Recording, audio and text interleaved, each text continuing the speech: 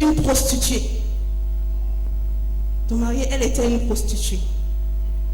Et elle s'est retrouvée dans la maison de Simon, de Simon le lépreux, quand Jésus était là-bas pour dîner. Elle s'est rendue compte que Jésus était là-bas pour dîner et elle est allée là-bas. Et là, la question que je me pose, comment une pécheresse comme elle a reconnu Jésus et elle est allée vers Jésus? Qu'est-ce qu'elle a fait? Ce qui est encore plus étonnant, c'est ce qu'elle a fait. On a lu le texte tout à l'heure. Qu'est-ce qu'elle a fait?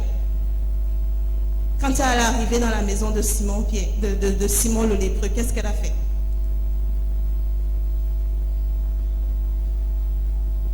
Qu'est-ce qu'elle avait en main?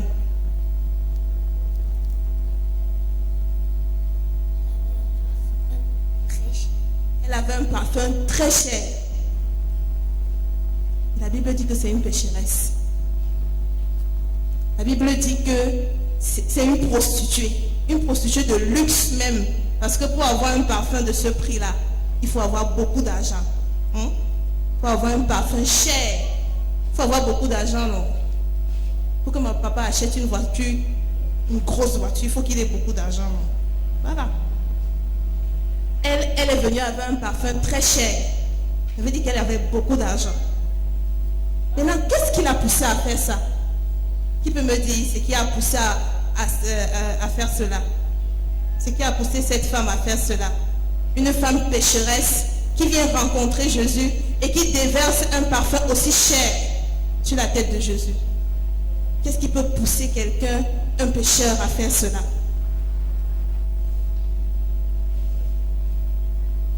She went toward Jesus because she wanted to change her attitude. Alléluia. Je suis très d'accord avec elle. Elle est allée vers Jésus parce qu'elle voulait changer son attitude. Et moi, je pense que ce n'est même pas à cet instant qu'elle voulait changer son attitude. Elle a eu à écouter les prédications de Jésus avant cela. Et il y a eu un changement à l'intérieur d'elle. Ce n'est pas au moment là, au moment précis là, au moment là qu'elle a décidé de changer son attitude. Elle a pris la décision de changer son attitude bien avant. Parce qu'elle a eu le temps d'écouter Jésus. Béthanie n'était pas loin de Jérusalem. Donc elle a eu le temps d'écouter les prédications de Jésus, d'entendre parler de Jésus, et ça a transformé sa vie. La parole de Dieu a transformé sa vie. Elle qui était doigtée comme une pécheresse. À un certain moment, les gens ont continué à l'appeler pécheresse parce qu'ils n'avaient pas encore compris qu'à l'intérieur d'elle, elle avait déjà pris la décision de changer. Elle avait pris la décision de changer de vie. Elle avait pris la décision de laisser le péché. Alléluia. Très souvent, nous doitons les gens qui sont autour de nous.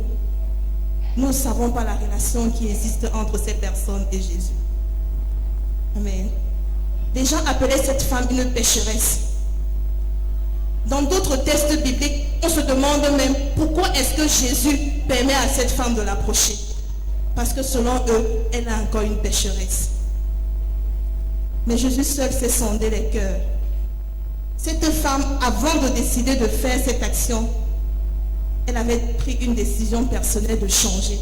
Pourquoi? Parce qu'elle a écouté les prédications de Jésus, elle a écouté les enseignements de Jésus, elle a pris conscience du fait qu'elle est dans le péché et elle a décidé de changer.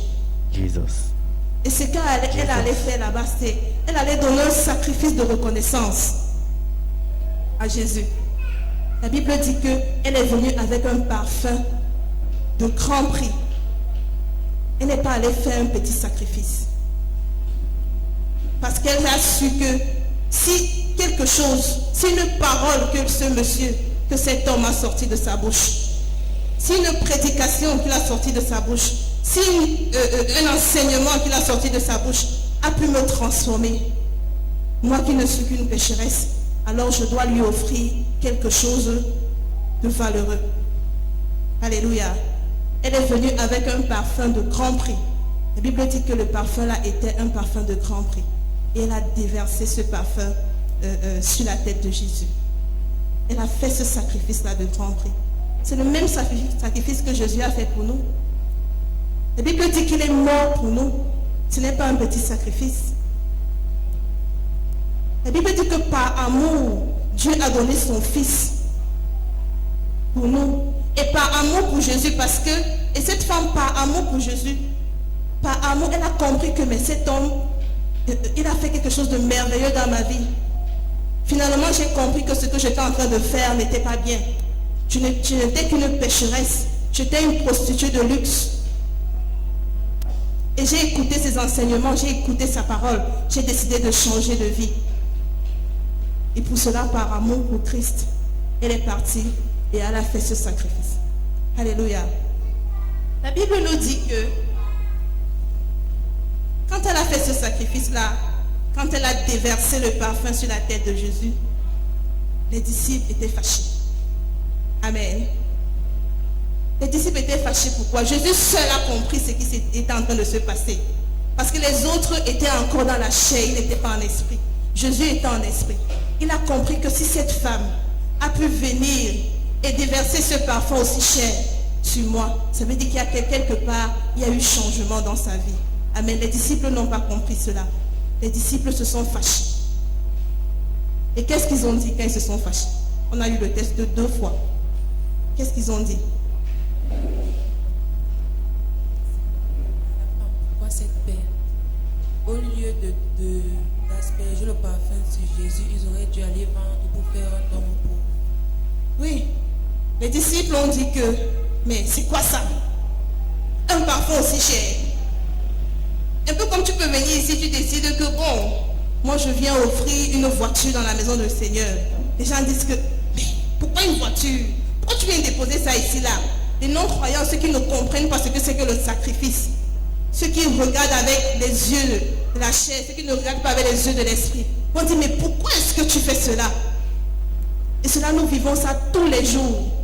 Nous les enfants de Dieu, quand on vient vers le Seigneur, à cause de notre relation personnelle, parce qu'elle n'est pas allée faire ça pour quelqu'un, elle a fait ça pour la communion personnelle qu'elle avait avec Dieu. Elle a fait ça pour la relation personnelle qu'elle avait avec Jésus. Elle a fait ça pour ce qu'elle-même, elle a ressenti que Jésus a fait dans sa vie, pour ce qu'elle vivait. Quand on décide de donner dans la maison du Seigneur, de faire un sacrifice, ce n'est pas parce que quelqu'un nous a forcément demandé de le faire, mais c'est parce que quelque part, on a compris que le Seigneur a fait quelque chose de merveilleux dans nos vies. Alors on doit lui dire merci et on fait ce sacrifice-là. Alléluia.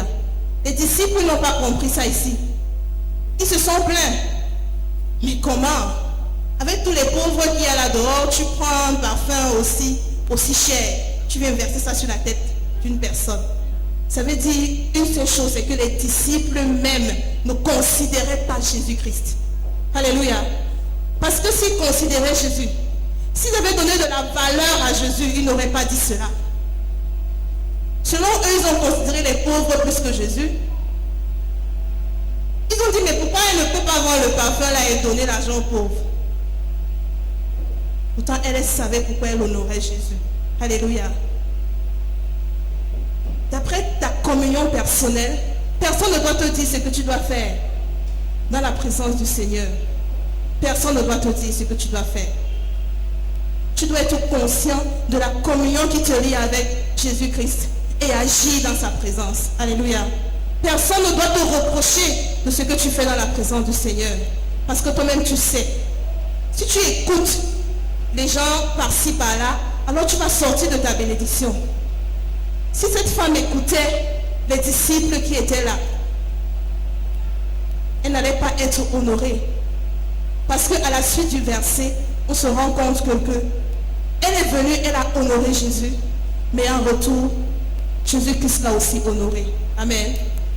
Quand on lit la suite du verset, du texte, la Bible dit que Jésus-Christ, s'en étant aperçu, leur dit, pourquoi faites-vous de la peine à cette femme? C'est clair que nous, en tant qu'enfants de Dieu, il y a les pierres qui nous sont lancées. Tu vas à l'église, fais quoi? Tu pars 3 fois à l'église en semaine? Pourquoi faire? Tu prends donc ton argent, ça c'est ce qu'on dit alors si c'est l'autre là, on en parle. Vous prenez tout votre argent, vous allez jouer ça à l'église. Ça fait de la peine. Mais nous ne devons pas écouter ce genre de commentaires en tant qu'enfants de Dieu. connaissant la relation que nous avons avec Dieu, les enseignements que nous avons, nous n'aurons pas écouté ce genre de commentaires.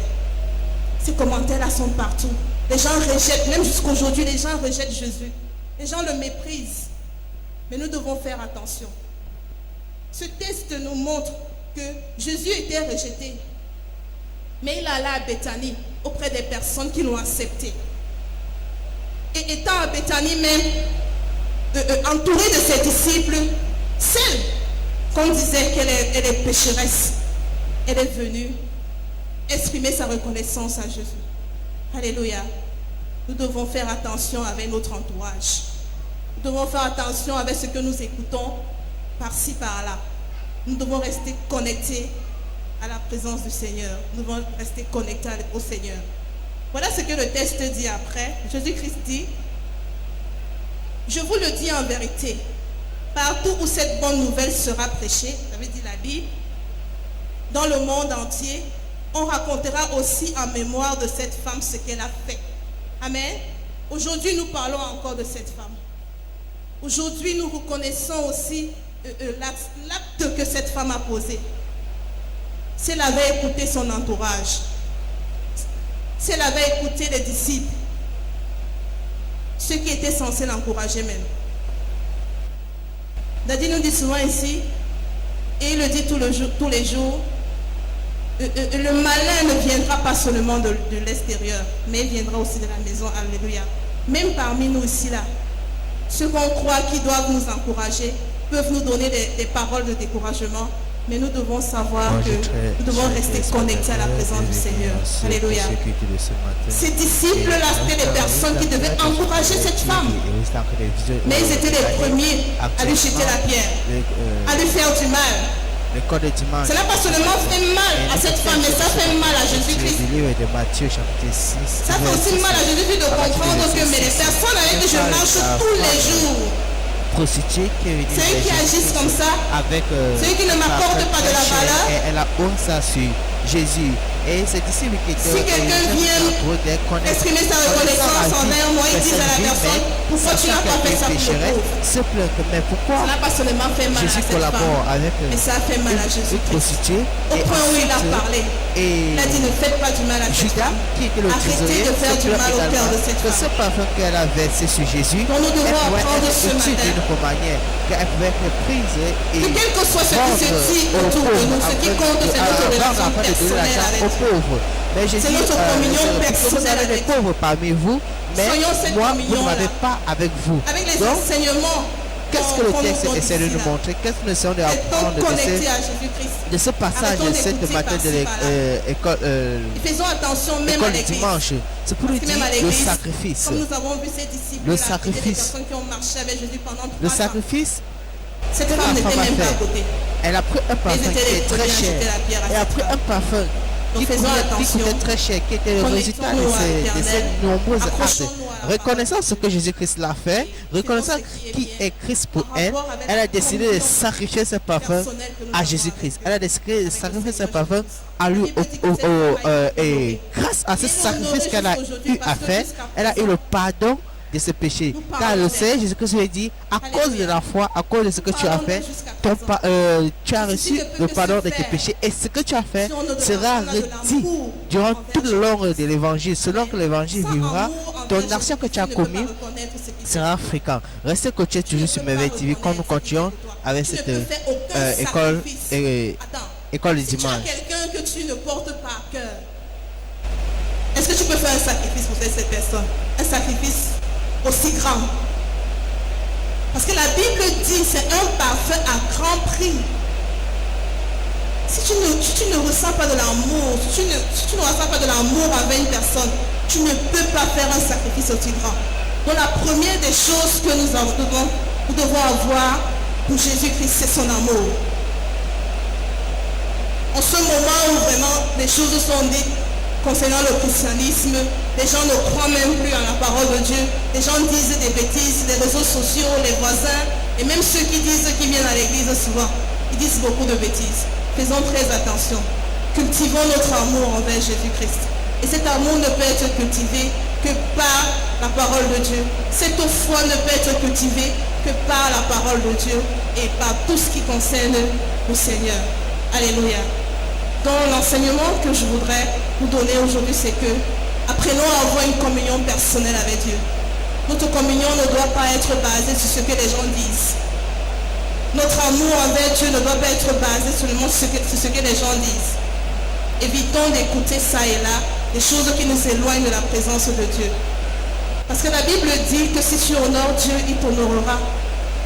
Et nous voyons bien à la fin de ce texte biblique que cette femme a été honorée à la fin.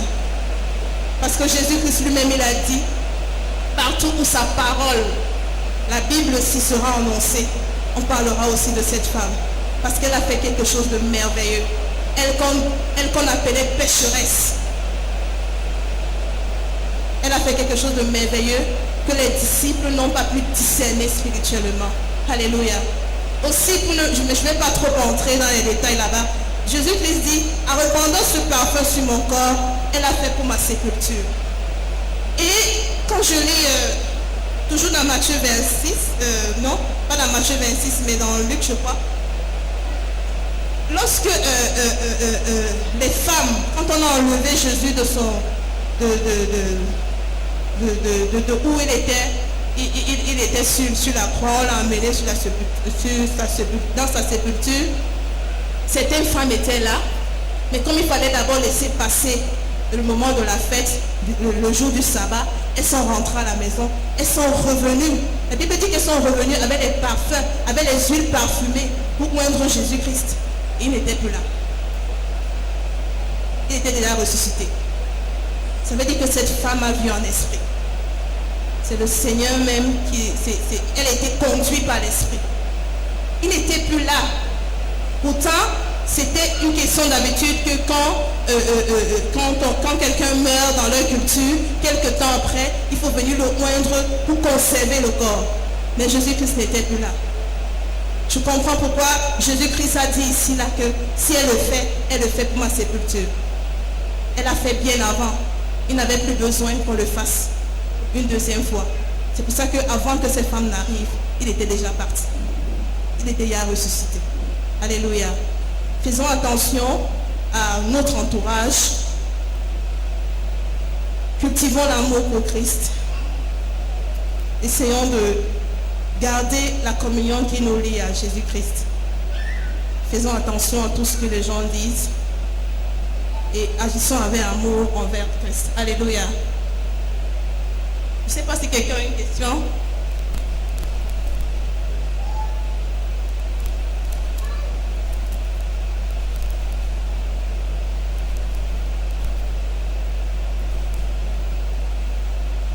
Qu'est-ce qui veut dire prostituée de luxe? Elle pose la question, qu'est-ce qu'il veut dire?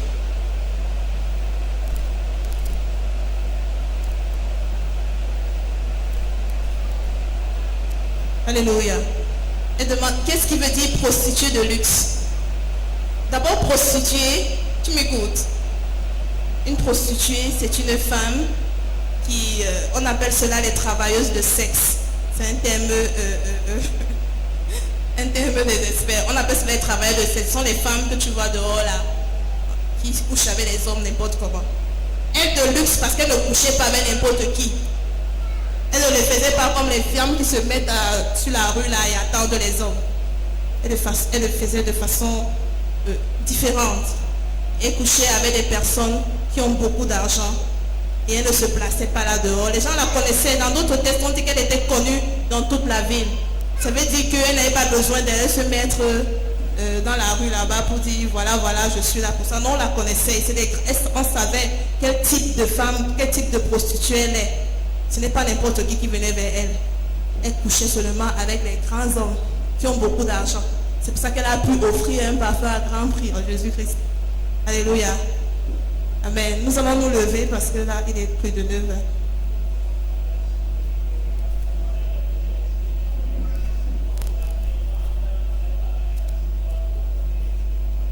Non, il ne faut pas encourager. C'est pour ça que j'ai dit au départ qu'elle a regretté. Si elle est venue vers Jésus, c'est parce qu'elle a regretté ce qu'elle était en train de faire.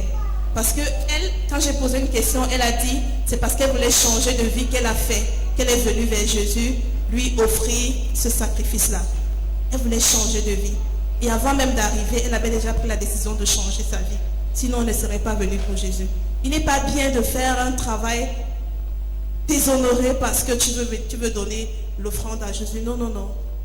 Elle, peut-être qu'il ne faut pas mettre l'accent sur ce qu'elle faisait. Si on met l'accent sur ce qu'elle faisait, c'est juste pour dire que elle avait déjà, si elle est venue vers Jésus, c'est parce qu'elle avait pris la décision déjà de changer de vie. Alléluia. Elle a pris la décision de changer de vie. C'est pour ça qu'elle est venue vers Jésus. Amen. Nous allons nous lever. Nous allons prier.